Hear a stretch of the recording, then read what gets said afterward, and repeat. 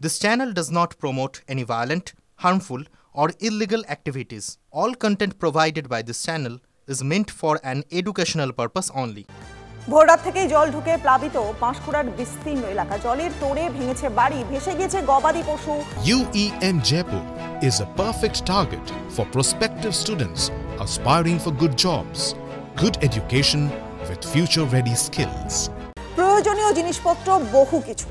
স্থানীয়দের অভিযোগ যে খাবার নেই, পানীয় জল নেই, এমনকি মেলেনি প্রশাসনের তরফে কোনো সাহায্য। ইতিমধ্যেই NDRF এর দুটো টিম উদ্ধার কাজে নেমেছে, বাড়ি ছেড়েছেন কিন্তু অনেকেই। বেড়ে গেছে, খাওয়ার নেই, জল ডুবে যাচ্ছে, বাচ্চাদিকে নিয়ে বাঁধে বসে আছি, কেউ দেখতে আসছে না, তো আমরা কি করব? আমাদের ঘর বাড়ি এরকম হয়েছে, আমাদেরকে তো আগে বাঁচতে হবে। আমরা চাইছি যে আমাদের বাচ্চা কাচ্চা নিয়ে থাকতে পারি, যেন কিছু যেন একটা সাহায্য পায়, কিছু খেতে পায়, এরকম একটা। তো আপাতত এখন মানুষ তো বাঁচতেই হবে, কিছু খেয়ে মেখে, সেই জিনিসটা এখন অবধি আসেইনি আমাদের, কোনো কিছুই আসেইনি আমাদের, দেখতেও আসেনি, কি বলবার এখানে। এটা তো আমাদের সবাই জনের জয়েন্ট রেসপন্সিবিলিটি, তো মানুষের জন্য আমরা সবাই আছি, সবাই ডিপার্টমেন্ট মিলিয়ে আছে, পুলিশও আছে, NDRF আছে, সিভিল ডিফেন্সের টিম আছে, আমরা সবাই মিলিয়ে কাজ করছি। আশা করছি খুব তাড়াতাড়ি উদ্ধার হয়ে যাবে।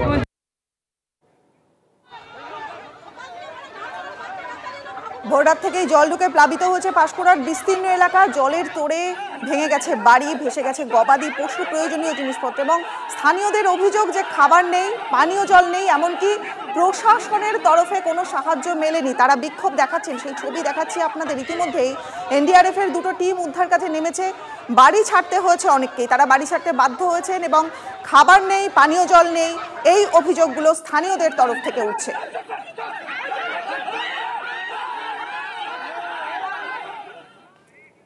নজর রাখবো খানাকুলের দিকে। জলের তলায় খানাকুলের দুটি ব্লকের 24টা গ্রাম পঞ্চায়েত। রাজ্য সড়কের উপর দিয়ে বইছে জল। পুরসুরার 8টি এবং আরামবাগের 7টি গ্রাম পঞ্চায়েত ভেসে গিয়েছে ডিভিসির জলে। আমাদের সঙ্গে রয়েছেন আমাদের সহকর্মী তন্ময় বৈরাগী। তন্ময়, ঠিক এখনকার ছবিটা কি? সেখানকার ত্রাণের কি পরিস্থিতি? বন্যা দুর্গতরা তারা আশ্রয় কোথায় পেয়েছেন? কি ছবি দেখা যাচ্ছে?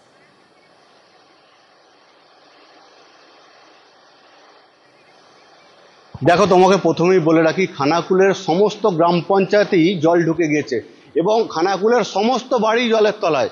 বলা যায় প্রায় কোথাও 10 ফুট, কোথাও বা 15 ফুট জল। এই জায়গাটা হচ্ছে সব থেকে উঁচু খানাকুলের চক বেদুয়া রাজ্য সড়ক। এই রাজ্য সড়কের উপর দিয়ে জলের স্রোত বইছে। এই দিক দিয়েই গতকাল মুখ্যমন্ত্রী যাওয়ার কথা ছিল, কিন্তু তিনি যেতে পারেননি, খানাকুলে ঢুকতে পারেননি। আর খানাকুলের কি পরিস্থিতি আমাদের ছবি দেখলেই বোঝা যাবে। একতলা বাড়ি সমান জল হয়ে গিয়েছে। ওইদিকে ঘোড়াদহ, বন্দর, ধান্যঘড়ি থেকে সাবল সিংহপুর, চিংড়া, বিভিন্ন জায়গা, বিভিন্ন এলাকা প্লাবিত। কোন গ্রামকে বাদ দেওয়া যাবে যে এই গ্রামে জল ঢোকেনি? প্রত্যেকটা গ্রামে, প্রত্যেকটা বাড়িতে জল ঢুকে গিয়েছে এবং জল স্তর ক্রমেই বাড়ছে।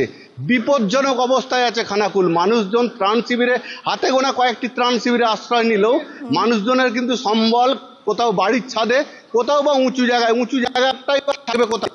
যেখানে উঁচু জায়গার কথা, সেই উঁচু জায়গাতেও জল চলে এসছে। মানুষজন হাহাকার করছে ত্রাণের জন্য, ত্রাণ ঠিকঠাক পাচ্ছে না, পানীয় জলের অভাব দেখা দিয়েছে।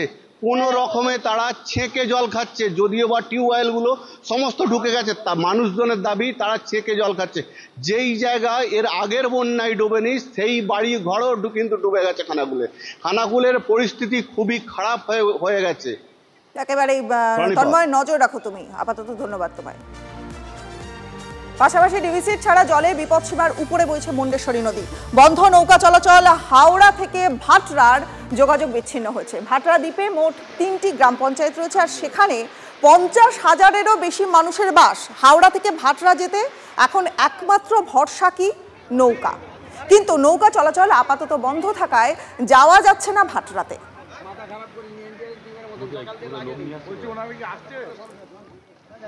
শিলাবতী নদীর জল বেড়ে আতঙ্কে বাঁধ লাগোয়া এলাকার বাসিন্দারা। বেশ কয়েকটা বাড়ি হেলে গিয়েছে, যে কোনো সময় সেগুলো ভেঙে পড়ার আশঙ্কা রয়েছে। আতঙ্কে ঘর ছেড়ে নদী পাড়ে আশ্রয় নিয়েছেন সেখানকার বাসিন্দারা। প্রশাসনের হস্তক্ষেপ দাবি করছেন স্থানীয় বাসিন্দারা। আমাদের বাড়ির সামনে হঠাৎ করে দুপুরের পর থেকে আমরা দেখছি হালকা করে ফাট ধরেছে, তারপর ফাট ধরতে ধরতে ক্রমশ ফাটটা বাড়তে বাড়তে এমন অবস্থা হয়ে গেছে যে সব বসে গেছে। সামনেটা বাড়ির সামনে মন্দির, বাড়ির সামনে বাথরুম, রান্নাঘর, পুরো বাথরুমটা বাইরেটা সব বসে গেছে একদম, মানে মাটি থেকে অনেকটা ঘর থেকে অনেকটা নিচে। এবার ঘরেও চারদিকে এমনিতেই ফাটটার আছে ঘরে, এবার সামনে এরকম অবস্থায় আমরা কি করে বাড়িতে থাকবো? যে দুটি বাড়ি বা পাশাপাশি আরও বাড়িগুলি রয়েছে, এই বাড়িগুলি সব যে কোনো মুহূর্তের মধ্যেই ধসে যেতে পারে। ধসে যাওয়া মানে বাঁধটা অনেকটা অংশ সরু হয়ে যাচ্ছে, জলের চাপও রয়েছে। প্রশাসনের সাহায্য চাইছি এই মুহূর্তে, প্রশাসন যদি কোনোভাবে এখানে এই মুহূর্তে সাহায্য করেন সেটা চাইছি। আমি এসডিও সাহেবকে ফোন করেওছিলাম, এখন উনি জানালেন যে আসছেন কিছুক্ষণের মধ্যে।